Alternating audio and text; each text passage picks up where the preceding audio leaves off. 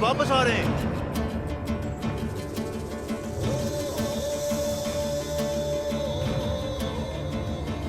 बलाती उसको लेके आ रहे हैं, वो जख्मी है।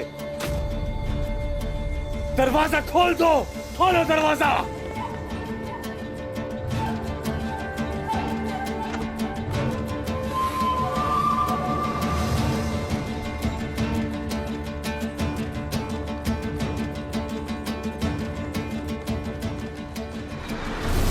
निकोला के सामने जब आप बेबस हो जाएंगे तो फिर आप वहां खुद देखेंगे कि किस तरह आप दोनों को वहां मैं बचाने आऊंगा।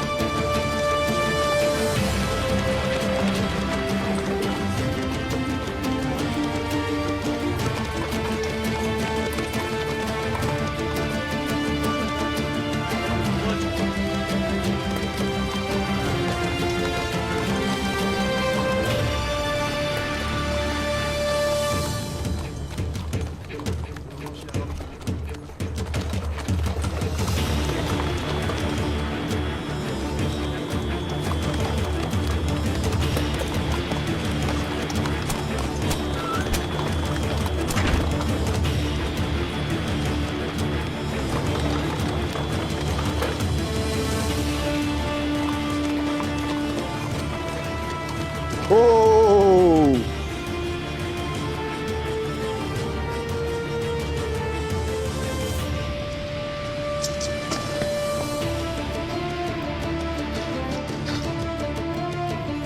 Thratios, Thratios, मेरे दोस्त Thratios, Thratios, Thratios, मेरे अजीम दोस्त Thratios, Thratios, ये जिंदा है, ये जिंदा है, ये जिंदा है।